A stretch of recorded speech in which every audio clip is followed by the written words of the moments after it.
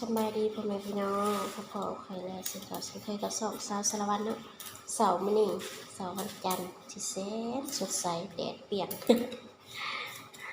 สิมาตำบักคุงเหิมเนาะนี่บักคุงเหิม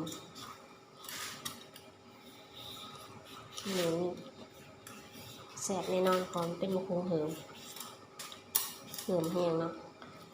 ว่าสิตำมือวันอาทิตย์เมื่อวานนี่แหละแต่ว่าไปหลอกหาหอยไปสิอันเอาหอยมาตำใส่เขาก็ฉีดยาเบิดหอยแต่เลยบ่ได้หอย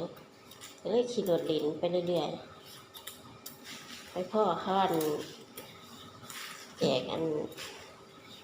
ออกพรรษาเนาะแจกกฐินเห็ดกับบุญกฐินก็เลยเขาไปนั่งกินอีแล้วก็มาเลยก็ได้ตะบักหุงมาพร้อมเนาะไปรอคิวเอาตะบักหุงก็มากินพอกินอยู่แต่เราก็บ่ได้แซ่บปานใดคือเขาตำเองนะเราอยากบ่ได้เขาก็ปรุงเอาเนาะแต่เขาตำก็สิเน้นแบบเผ็ดๆใส่พริกเนี่ยครับลูกพริกป่นนี่แหละตกใจ เพราะใครมันหันมึนๆยางบักหุงตกเลยทำไปทุกคนทำไปย่างกุ้งน้ำหมื่นได้ไหมจับเลยเขามันเหลือก็ได้ก่อนสิบตำเนี่ยขยันบักหุงมันชุกก่อนสื่อบักหุงเหิมมันเนาะ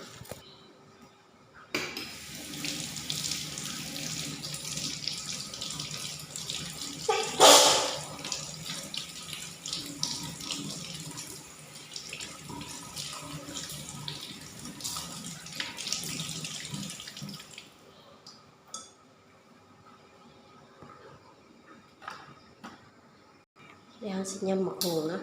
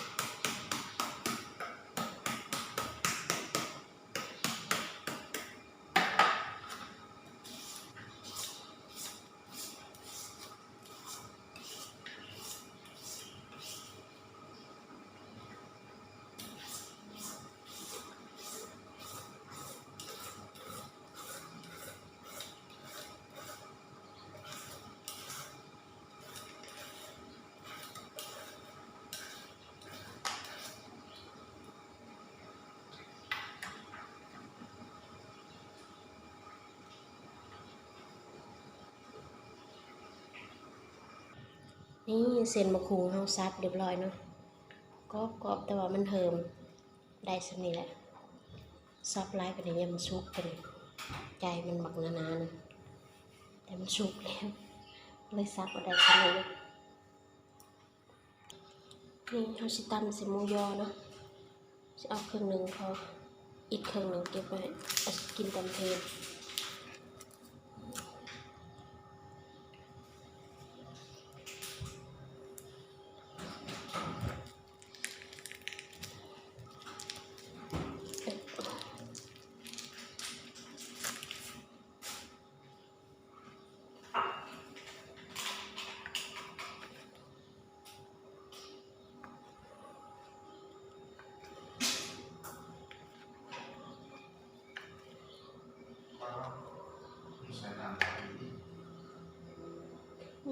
หนามแต่มันนั่นโอ้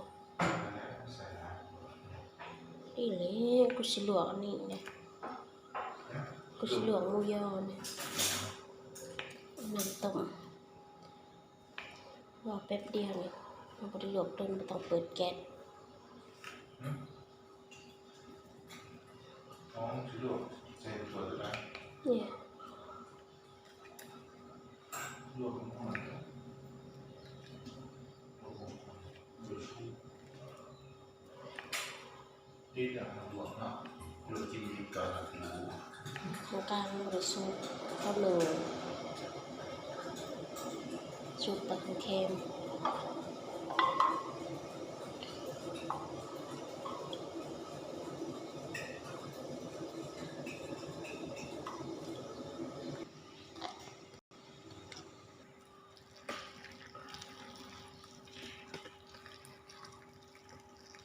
เราลวกเนาะเอาน้ำเดือดๆมันต้องลวกและ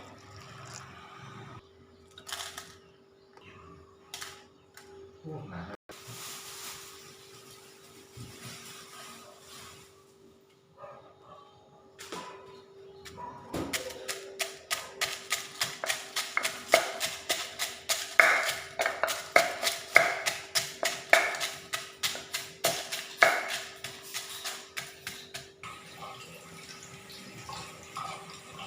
มะขัวเขา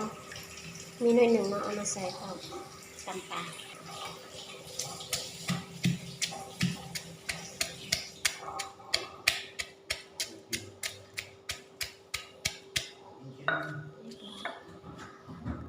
มาตำมะพริกแหลกแล้วนะคะก็จะมาปรุงใส่น้ำตาลปี๊บใส่บัวลายแล้วก็มะขุงให้มันหวานใส่น้ำตามด้วยผงชูรสลงไปน้ำปลา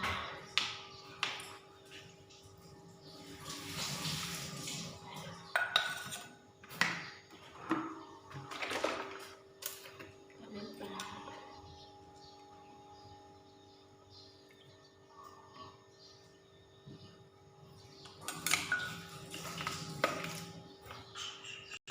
นี่ต่อไปก็จะเป็นมะเร็งเนาะใส่ลงไป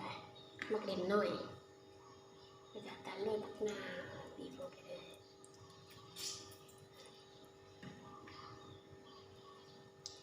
ผักนาวใส่2 หน่วยเนาะจะได้สมๆน้ำปลาสิบหยอกพอ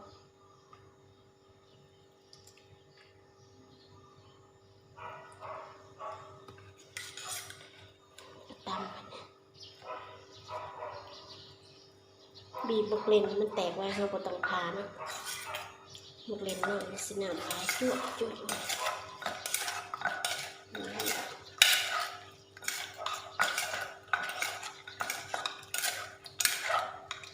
เรากินเอาเส้นลงเลย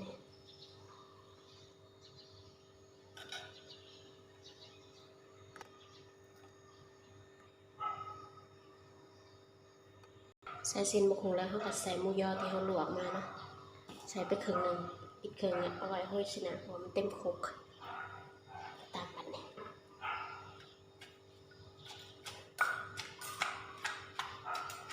มันมีแซ่บแท้แน่นอนมันเป็นหมูเหิมกรอบๆเลย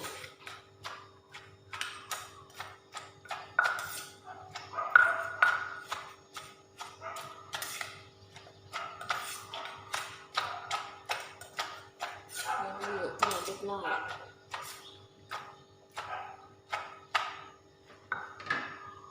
นี่ผักชีผักหอมเปรี้ยวใส่น้ำนิดนึงนี่จะได้หอม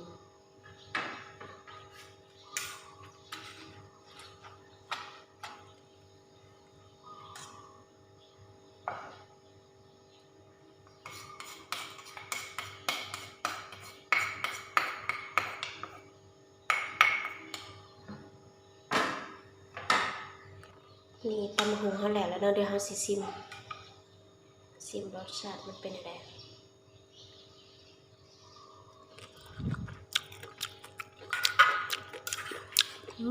แซ่บมะกรูดมันสิหวานๆนะเนาะเผ็ดๆจักหน่อย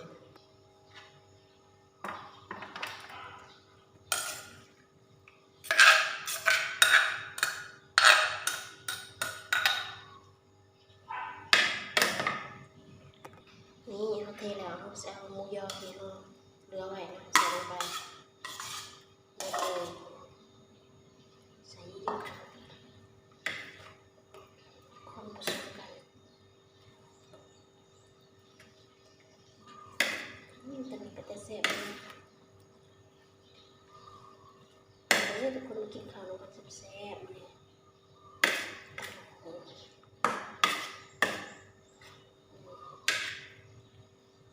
เรียบร้อยนี่คลิปนี้ก็อำลาพาจากไปเพียงเท่านี้เด้อฝากกดไลค์กดแชร์กดติดตามเพื่อบ่พลาดคลิปใหม่ๆได้แล้วสบายดีกินข้าวรับการแซ่บๆตำโคงเฮอใส่หมูยอ